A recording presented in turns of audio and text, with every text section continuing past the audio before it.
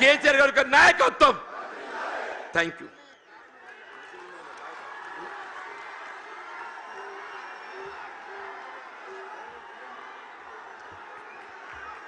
ఇప్పుడు మీరు ఎప్పటి నుంచో ఎదురు చూస్తూ ఎన్నో రోజుల నుంచి కేసీఆర్ గారి పలుకు వినాలి, కేసీఆర్ గారిని చూడాలి అని ఎర్ర టెండ కూడా వదిలిపెట్టి వచ్చిన మీ ఈ అవకాశం తీసుకున్న మా గౌరవ ముఖ్యమంత్రి వర్యులు, మాజీ ముఖ్యమంత్రి వర్యులు, తెలంగాణ వ్యవస్థాపకులు, తెలంగాణ రాష్ట్ర సాధకుడు ఇలా కల్వకుంట్ల చంద్రశేఖరరావు గారిని వారి సందేశం ఇవ్వాల్సిందిగా కోరుతున్నాను.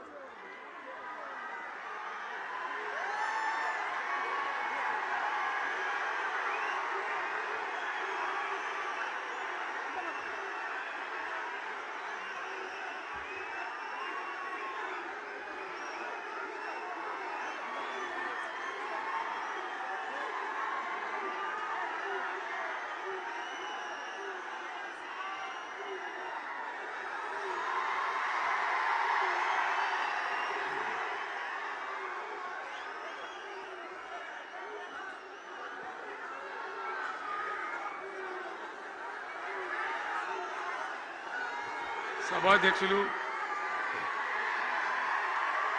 జగిత్యాల జిల్లా బీఆర్ఎస్ అధ్యక్షులు గౌరవనీయులు విద్యాసాగర్ రావు గారు,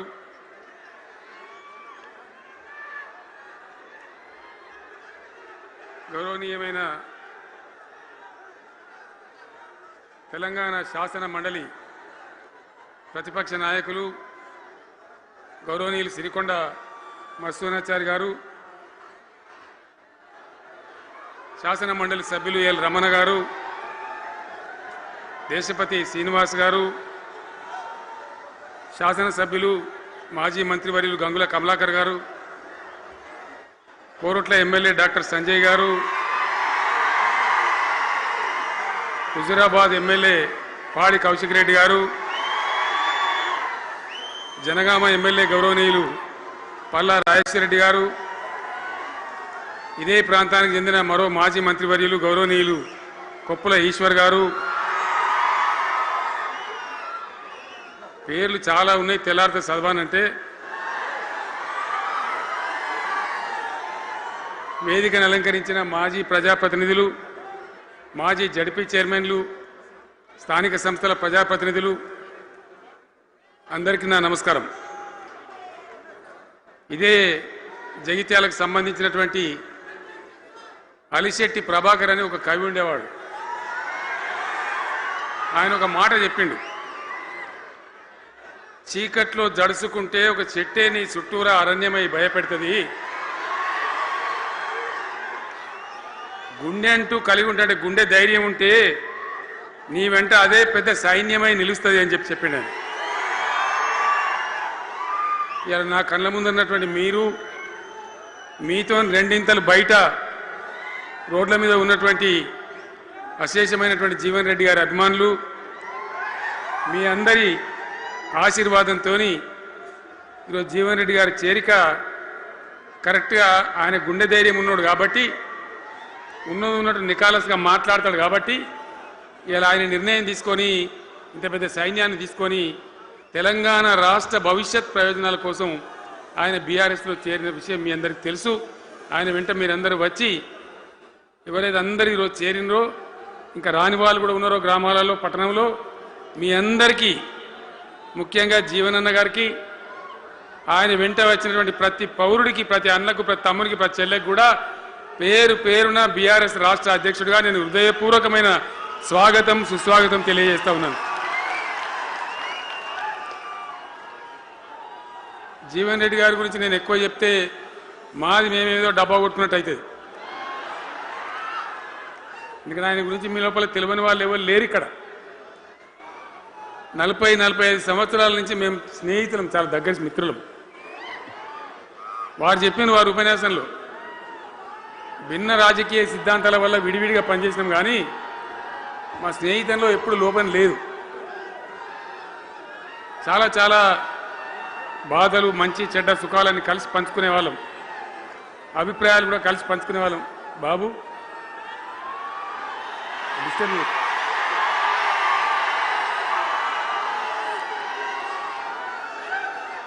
మంది లొల్లి పెట్టడం కూడా కాదురా వారు.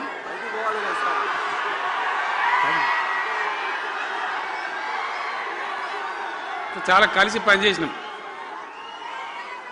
ఆయనకుండే నిబద్ధత, ధైర్యంగా ప్రజా జీవితంలో పనిచేసిన పద్ధతి ఎంతమందికో చాలామందికి ఆదర్శంగా నిలిచినటువంటి వ్యక్తి. జగిత్యాల్లో ఆయన పుట్టి పెరిగి రాజకీయంగా చాలా పెద్దవాడు అయినాడు మీ అందరి దీవెనతో. కానీ ఒక జగిత్యాల్లోనే కాదు, ఆయనకు పాత కరీంనగర్ జిల్లా వ్యాప్తంగా అట్లనే పొరుగున ఉన్నటువంటి అనేక జిల్లాలలో చాలామంది జీవన్ రెడ్డి గారి అభిమానులు ఉన్నారు. చాలా మంది. మీరు లొల్లి పెట్టకుంది, మీ ఫోటోలే బయటికి పోతున్నాయి. అది లైవ్ టెలికాస్ట్ ఉంది, దానిలో మీ బొమ్మలు టీవీలో కనబడుతున్నాయి మీ ఇంటికాడ. లొల్లి పెట్టకుందిగా సెట్ అయిందా?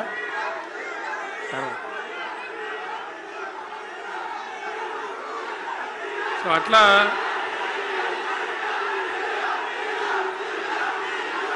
Please please please please. చాలా విషయాలలో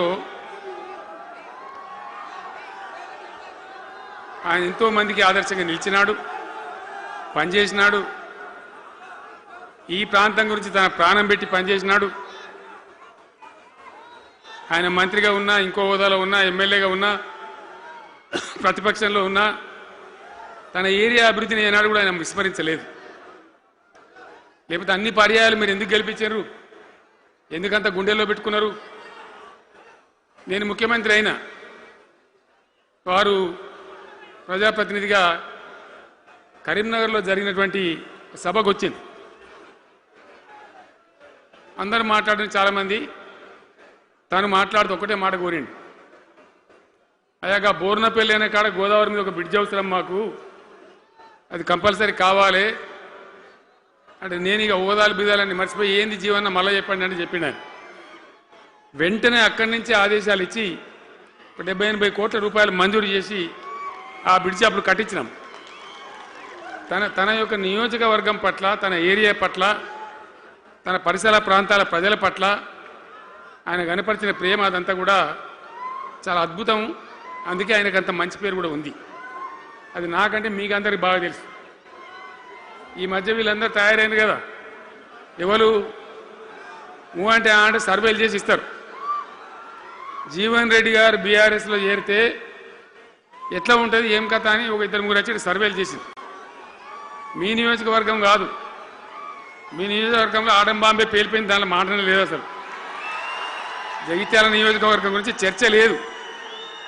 కానీ వాళ్ళు ఏం చెప్పినా సర్వే వాళ్ళు పక్కనున్న సొప్పదండి కావచ్చు, ధర్మపురి కావచ్చు, మేరిట్ల కొట్టుపల్లి కావచ్చు, ఇంకా చాలా కాన్స్టిట్యున్సీలు కావచ్చు, చాలా ప్రభావం ఉంటుంది జీవన్ రెడ్డి గారిది. ఒక అద్భుతమైనటువంటి దీంతో రాజకీయమైన ఇది వస్తుందని చెప్పి వాళ్ళు సర్వే చేసి చెప్పినారు. అది జీవన్ రెడ్డి గారికి ఉన్నటువంటి విశిష్టత. ఒక నియోజకవర్గానికో 10 మందికో కాకుండా తనకు ఏ హోదా లభించినా, ఏ హోదాలో పనిచేసినా చాలా బ్రహ్మాండంగా ఆయన ఇక్కడ ప్రాంతం కోసం తపన పడ్డాడు. ఒక ఉదాహరణ మీకు కనపడుతుంది. పేరు ప్రతిష్ట లేని వ్యక్తులు గ్రాడ్యుయేట్స్ కాన్స్టిట్యున్సీలో ఎమ్మెల్సీగా నిలబడితే గెలవరు. ఆయన శాసనసభ్యునిగా ఇక్కడ ఓటమి చెందినా ఇమ్మీడియట్గా మళ్ళీ ఎమ్మెల్సీగా పోటీ చేస్తే ఇక్కడ ఉండబడే విజ్ఞులందరూ కూడా బ్రహ్మాండంగా గెలిపించింది. ఎందుకు వాళ్ళు ఎందుకు అంటున్నా? అట్లా కాదు కదా, ఇక్కడ నేను మొత్తుకుంటున్నా, అక్కడ నువ్వు మొత్తుకుంటున్నా, అర్థమవుతుందా?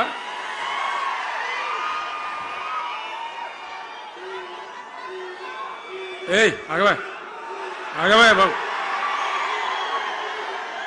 అది వెనక ఊరేటోడు మనోడేనా? విజయసారా మనోడేనా? మోపండి ఐడియా కూడా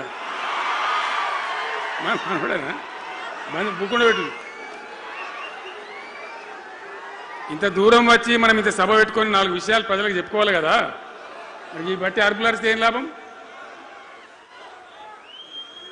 సో అట్లా జీవన్ రెడ్డి గారు తన రాజకీయ ప్రస్థానాన్ని ఒక సమితి ప్రెసిడెంట్గా ప్రారంభించి ప్రజా సమస్యల మీద పోరాటం చేసి సివిల్ లిబర్టీస్లో కూడా అడ్వకేట్గా నాడు ఎంతోమందికి పౌర హక్కుల సంఘానికి కూడా మద్దతు ఇచ్చి అచ్చమైన నికార్సైనటువంటి ప్రజా కార్యకర్త నిరూపించుకొని అంచెలంచెలుగా ఎదిగి ఇంతకుముందే ఆయన చెప్పినట్టుగా అనేకమైనటువంటి పదవులు ఆయన చూసినాడు. పదవులైన కొత్త కాదు, బ్రహ్మాండంగా శాసనసభ్యుని గెలవడం, మంత్రి పదవులు అలంకరించడం, అనేక రంగాలలో అనేక రకాలుగా పనిచేయడం అంతా కూడా మీకు తెలుసు. నేను కొత్తగా చెప్పే అవసరం లేదు. నేను ఒక్కటే మాట మీకు మనవి చేస్తా ఉన్నా.